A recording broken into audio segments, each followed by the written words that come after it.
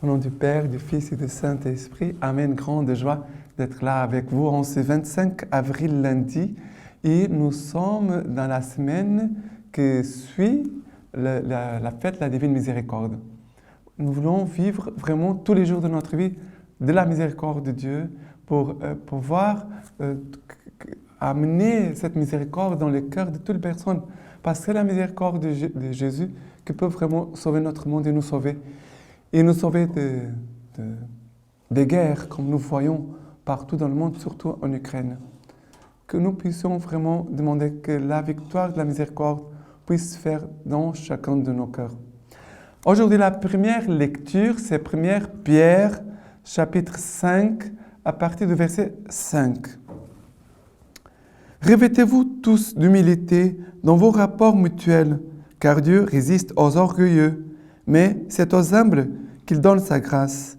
Humiliez-vous donc sous la puissante main de Dieu, pour qu'il vous élève au bon moment. De toute votre inquiétude, déchargez-vous sur lui, car il a soin de vous. Soyez sobre, veillez. Votre parti adverse, le diable, comme un lion rugissant, rôde cherchant qui dévorer.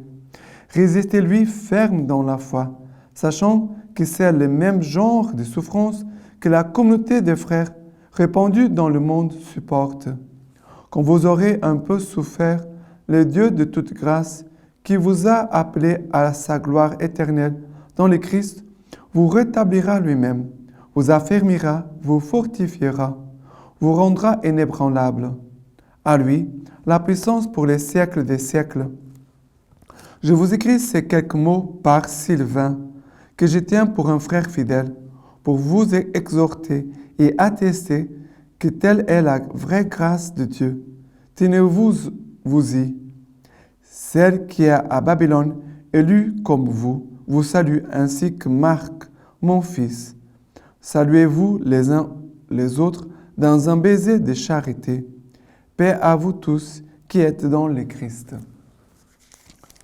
Alors, dans cette première lecture, Saint Pierre nous dit « Revêtez-vous tous d'humilité dans vos rapports mutuels ». Ça veut dire que dans nos rapports mutuels, ça veut dire dans la vie de chaque jour, si nous sommes revêtus de l'humilité, ça veut dire que l'humilité habite notre cœur, notre vie sera marquée par cette humilité parce que c'est l'orgueil qui produit les guerres, c'est l'orgueil qui produit des conflits. Mais l'humilité permet toujours à l'amour de parler plus fort, permet à l'amour d'avoir la première place entre nous. Ce serait merveilleux. C'est vraiment l'humilité pouvait régner dans nos cœurs. Et après, il va dire, humiliez-vous donc sous la puissante main de Dieu. Être humble, ça veut dire aussi faire des actes d'humilité, on pourrait dire, de se humilier devant Dieu, devant la puissante main de Dieu, pour qu'il vous élève au bon moment. L'humilité, c'est la grâce qui habitait dans le cœur de Jésus. Jésus, doux et humble de cœur, faites notre cœur semblable au vôtre. C'est une prière que nous devons faire chaque jour. Mais c'est vrai que la vie quotidienne, dans la vie fraternelle, dans la vie ensemble, va nous travailler beaucoup pour que cette vertu de l'humilité puisse se produire, se faire dans chacun de nos cœurs. Et ça passera par beaucoup d'humiliation. C'est Saint Jean-Marie Vianney qui disait « Il faut beaucoup d'humiliation pour avoir un petit peu d'humilité ». Et après, Saint Pierre qui continue en disant « Déchargez-vous sur lui, car il a soin de vous. » Avoir confiance dans le Seigneur. Et après, il continue en disant « Soyez sobre, veillez. Votre parti adversaire, le diable, comme un lion rugissant, rôde, cherchant à qui dévorer. » Et il va chercher à dévorer? Les orgueilleux. Parce que les orgueilleux, ils s'éloignent de Dieu. L'humble, il se remet à Dieu et permet à Dieu de l'élever au bon moment, comme dit Saint Pierre. Mais l'orgueilleux, il s'éloigne de Dieu. Il se rend faible. Et c'est là, à ce moment-là, que le démon va attaquer. Résistez, lui, ferme dans la foi. Et après, il a cette phrase aussi très forte.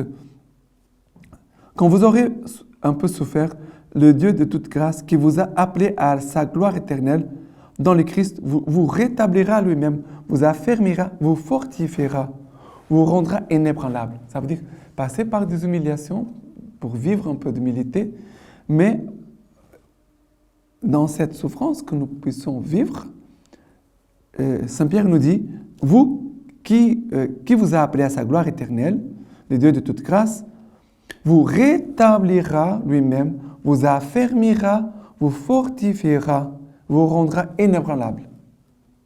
Le chemin d'humilité, c'est pour nous unir à Dieu, mais pour être inébranlable. C'est cette force que Jésus, dans sa miséricorde, va mettre dans notre cœur. La miséricorde, ce n'est pas être molle, sans force. Non. La miséricorde, c'est une force intérieure. D'ailleurs, ce sont les miséricordieux qui doivent avoir plus de force pour permettre toujours à la miséricorde de se répandre dans le cœur. Les faibles ne supportent rien et nous permettront la miséricorde de triompher dans leur vie. Voilà, et Saint Pierre qui nous dit à la fin, paix à vous tous qui êtes dans le Christ. Paix à vous tous qui êtes dans le Christ. Maintenant, les psaumes d'aujourd'hui, c'est le psaume 89, à partir du verset 2. L'amour du Seigneur à jamais je le chante, d'âge en âge ma parole annonce ta vérité. Car tu as dit, l'amour est bâti à jamais, les cieux tu fondes en eux ta vérité.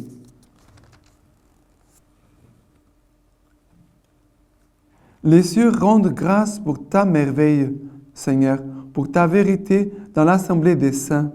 Qui donc, en les nuées, se compare au Seigneur, s'égale au Seigneur parmi les fils de Dieu. Heureux le peuple qui sait l'acclamation. Le Seigneur, à la clarté de ta face, Seigneur, à la clarté de ta face, ils iront. En ton nom, ils jubilent tous les jours. En ta justice, ils s'exaltent. Alors, ici, le psaume nous dit, l'amour du Seigneur à jamais je le chante. D'âge en âge, ma parole annonce ta vérité. Annoncer la parole du Seigneur qui est vérité, c'est une parole aussi qui est remplie de miséricorde. Annoncer la parole de Dieu, c'est un acte de miséricorde, parce que la parole de Dieu va toujours éclairer le cœur, va le faire connaître Dieu, aussi va nous faire connaître nous-mêmes, nos péchés, mais la parole va aussi nous communiquer la grâce du pardon et aussi de l'espérance de croire au pardon et la miséricorde de Dieu que nous permet toujours de revenir à Dieu comme le Fils prodigue et de recommencer tout. Si nous avons tout détruit, c'est le péché a tout détruit en toi. Maintenant, la miséricorde de Dieu, la grâce de Dieu veut tout construire en toi. Voilà. Car tu as dit, l'amour est bâti à jamais, les cieux, tu fondes en eux ta vérité. L'amour et la vérité, c'est là la miséricorde de Dieu. Maintenant, l'évangile d'aujourd'hui, c'est Marc, chapitre 16, à partir du verset 15. Et il leur dit, allez dans le monde entier, proclamez l'évangile à toute la création. Celui qui croira et sera baptisé sera sauvé. Celui qui ne croira pas sera condamné. Et voici les signes qui accompagneront ceux qui auront cru. En mon nom, ils chasseront les démons et parleront en langue nouvelle et saisiront des serpents. Et s'ils boivent quelque poison mortel, il ne leur fera pas de mal. Ils en poseront les mains aux infirmes et ceux-ci seront guéris. Or, le Seigneur Jésus, après leur avoir parlé, fut enlevé au ciel et il s'assit à la droite de Dieu. Pour eux, ils s'en allèrent prêcher en tout lieu, le Seigneur agissant avec eux et confirmant la parole par les signes qui l'accompagnaient. Alors, Jésus ressuscité va demander à ses disciples, allez dans le monde entier, proclamer l'évangile. Je disais tout à l'heure, annoncer la parole de Dieu, c'est un acte de miséricorde. Et Jésus est en train de demander que la miséricorde puisse se répandre dans le cœur de tous les hommes à travers l'annonce de l'évangile. aller dans le monde entier, proclamer l'évangile à toute la création. À toute la création. Celui qui croira sera baptisé et sera baptisé sera sauvé. Alors, le baptême, ce n'est pas quelque chose de facultatif. Le baptême, c'est la manifestation que nous disons oui à Dieu. Par le baptême, je dis oui à Dieu, je dis non au péché. Par le baptême, je dis oui à la foi. Je dis non à d'autres superstitions, d'autres expressions de foi, mais que ce n'est pas la vraie foi catholique. C'est pour cela que nous devons toujours prier notre credo chaque jour pour nous rappeler quelle est notre foi catholique et ce que nous sommes appelés à vivre. D'accord? Et après, ici, il va dire, Jésus, voici les signes qui accompagneront ceux qui auront cru. En mon nom, ils chasseront les démons, ils parleront en langue nouvelle, ils saisiront des serpents, et s'ils boivent quelque poison mortel, il ne leur fera pas de mal. Ils en poseront les mains aux infirmes, et ceux-ci seront guéris. N'oubliez pas que tout ceci, que Jésus parle de ces signes, c'est toujours en communion avec l'Église. Un chrétien, un catholique, il vit toujours uni à son évêque, à l'Église, à sa paroisse. Il ne vit pas seul. Il est toujours en communion avec notre pape, nos évêques, les prêtres. Ça veut dire l'Église. Et c'est la grâce du Christ qui est présente dans l'Église qui va se manifester aussi à travers nous. C'est vraiment la bonté de Dieu, la miséricorde de Dieu qui va se manifester à travers des hommes et des femmes que sommes nous, pauvres pécheurs que nous sommes. Mais toujours en communion. Tout ce que nous ferons, toujours en communion avec notre pape, notre évêque, les prêtres. Et ce sont eux qui nous envoient en mission. Jésus ici envoie son Église en mission. Et c'est aussi l'Église qui nous envoie en mission. Ce n'est pas moi-même que je m'envoie en mission. Vous comprenez? C'est très important. La communion est d'être envoyée par l'Église. Sinon, on peut tomber dans un piège. Et les démons seront là aussi pour nous tromper. Et à la fin, Jésus va dire que le Seigneur, la parole disait, ici, ça marque, pour eux, ils s'en allèrent prêcher en tout lieu, le Seigneur agissant avec eux et confirmait la parole par les signes qui l'accompagnaient. Ça veut dire, qu'est-ce que les apôtres faisaient? Ils proclamaient la parole de Dieu. Et c'est le Seigneur, la présence de Jésus vivant, ressuscité, qui se manifeste par les signes. Les signes, ce n'est pas un pouvoir personnel. C'est la présence de Jésus au milieu de nous qui confirme la parole annoncée. Et les signes, c'est cela. C'est la manifestation de Jésus vivant, mais qui, par des signes, confirmer la parole de Dieu par les signes qui l'accompagnaient. C'est très beau de voir cela. Ceci. Maintenant, la lecture patristique. Homélie pascale ancienne. La Pâque célébrée par les Juifs symbolisait le salut de leur premier-né. Mais celle que nous célébrons est la cause du salut de tous les hommes. Car ce n'est pas grand-chose d'échapper à la mort pour un temps bref, quand on mourra peu après. Mais c'est une grande chose que d'échapper totalement à la mort. C'est ainsi que nous arrive, puisque le Christ, notre agneau pascal, a été immolé.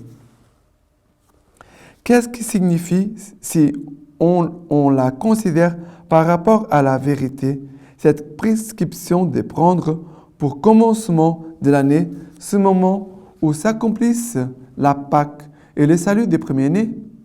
Cela signifie que pour nous ainsi, le commencement de la vie éternelle, c'est le sacrifice de l'agneau pascal, Jésus. En effet, l'agneau symbolise l'éternité parce qu'elle revient toujours en cercle sur elle-même. Il ne s'arrête à aucun terme. Et le Christ offert en victime pour notre salut est Père de l'éternité à venir. C'est-à-dire que rendant périmée toute notre vie intérieure, il nous donne le commencement d'une autre vie par le bain de la nouvelle naissance, à la ressemblance de sa mort et de sa résurrection.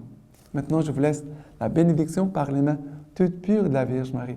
Dieu Tout-Puissant vous bénisse, vous garde, le Père, le Fils et le Saint-Esprit. Amen.